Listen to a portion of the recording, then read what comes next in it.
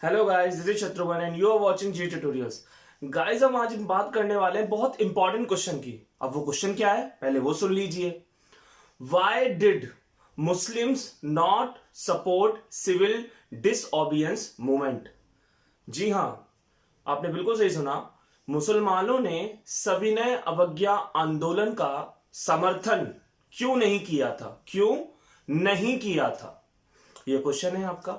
इसके अंदर total 6 point है। मैं आपको इसमें 6 पॉइंट बताऊंगा, इंग्लिश और हिंदी दोनों में। ये क्वेश्चन 4 मार्क्स का आए पेपर में तो भी आप 6 पॉइंट लिखेंगे।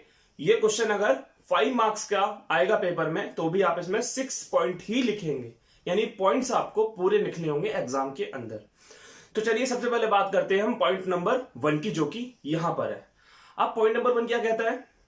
तो पॉइंट नंबर 1 के अकॉर्डिंग जो मुस्लिम्स थे वो कांग्रेस से थोड़े दूर हो गए थे, कटे कटे से रहने लग गए थे। कटे कटे से रहने का मतलब होता है दूर रहना। ऐसा क्यों? मुसलमान कांग्रेस से क्यों दूर रहने लगे थे? क्योंकि कांग्रेस जो थी 1920 की बात मैं कर रहा हूं, सन 1920 में जो कांग्रेस थी उसका जो झुकाव था वो हिंदुओं की तरफ ज्यादा था। यानी 1920 के आसपास देखा जाए तो कांग्रेस जो थी वो हिंदुओं को बहुत ज्यादा सपोर्ट करने लग गई थी, जिससे मुसलमान जो थे वो कांग्रेस से थोड़े से कटे कटे से यानी दूर दूर से रहने लग गए थे।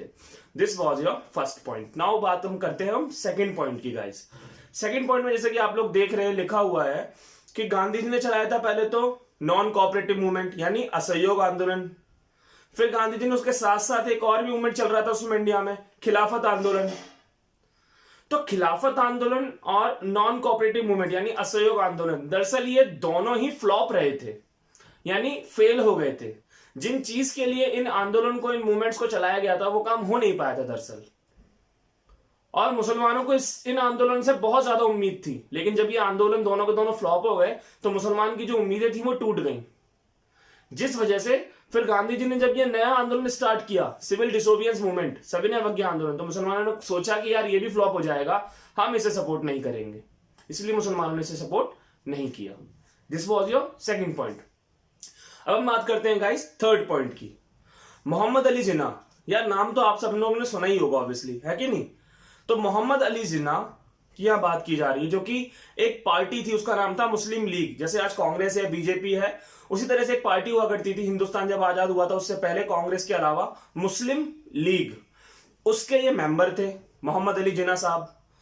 और इन्होंने ये डिमांड रखी थी इंडिया में कि अगर केंद्र सरकार यानी सेंट्रल असेंबली में यानी केंद्रीय मंडल में अगर मुसलमानों की सीट रिजर्व कर दी जाए, आरक्षित कर दी जाए, यानी फिक्स कर दी जाए कि इतने बंदों को तो वहां पर सीट मिलेगी ही मिलेगी मुसलमानों को सेंट्रल असेंबली में, केंद्रीय मंडल में, अगर ये बात फिक्स कर दी जाए, आरक्षित कर दी जाए, तो हम मुसलमानों के अलग चुनाव करवाने की जो बात कह रहे हैं उसको हम वापस ले लेंगे। हम अलग चुनाव मुसलमानों के नहीं करवाएंगे, क्योंकि मोहम्मद अली जिन्ना जो थे वो भारत में मुसलमानों के अलग से चुनाव करवाने की कोशिश कर रहे थे।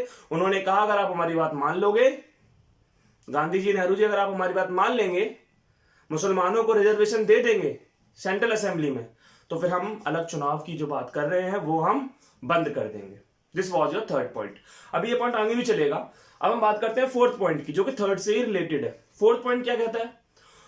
जिन्ना साहब ने अभी जो डिमांड करी आपने सुना थर्ड पॉइंट में, बट इसके अलावा उन्होंने एक डिमांड और भी करी थी जो कि फोर्थ पॉइंट में लिखा पड़ा है।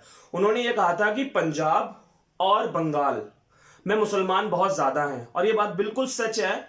आजादी के पहले अभी भी देखा जाए तो पंजाब और बंगाल में मुसलमान बहुत ज्यादा थे, और अभी भी हैं, ऐसी बात नहीं है। तो बहुत ज्यादा मुसलमान थे पंजाब और बंगाल में। तो जिन्ना साहब ने कहा कि इस जगह पर अगर पॉपुलेशन में देखा जाए तो मुस्लिम्स ज्यादा हैं, इसलिए हम ये चाहते हैं कि यहां से जितने भी उम्मीदवार चुनाव में खड़े हों, जितने भी नेता चुनाव में खड़े हों, वो सारे के सारे मुसलमान हों।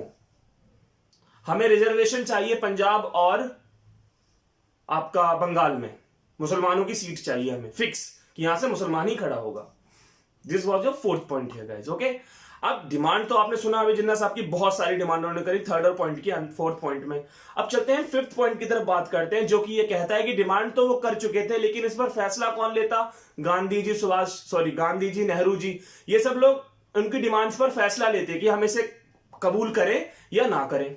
ओके, तो इसके लिए कलकत्ता में 1928 को, कलकत्ता में दिसंबर 1928 को एक मीटिंग हुई, एक कॉन्फ्रेंस हुई।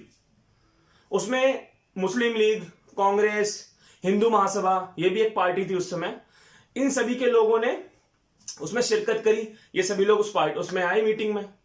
जिन्ना साहब ने अपनी जो डिमांड्स थी वो रख दी कि ये मुसलमान ये सब चाहता है भारत का, लेकिन कांग्रेस ने मना कर दिया, नेहरू जी ने मना कर दिया। क्यों मना कर दिया? क्योंकि उनका झुकाव किसकी तरफ था उस समय? हिंदुओं की तरफ ज्यादा था। साथ ही साथ हिंदू महासभा का जो हेड था एम.आर. जयकर, ये हिंदू महासभा के हेड थे। इन्होंने भी मना कर दिया मुसलमानों को, नहीं आपकी डिमांड मानी नहीं जाएगी। जिन्ना साहब ने कहा एक तो डिमांड मान लो, उन्होंने कहा एक भी डिमांड नहीं मानेंगे।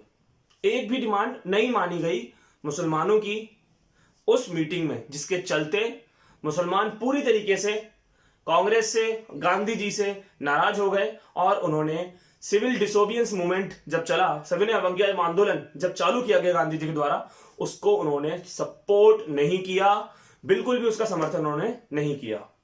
Guys now 6 point is here, ये 6 पॉइंट है। मुझे इसे एक्सप्लेन करने की जरूरत नहीं है क्योंकि आप इसे पढ़ के खुद ही समझ रहे हैं कि इसमें क्या लिखा पड़ा है ऑब्वियसली। सो आज की वीडियो यहीं खत्म करते हैं। वीडियो बताइए आपको कैसा लगा, चैनल को लाइक करें, सपोर्ट करें सब्सक्राइब करके। तब तक के लिए बाय।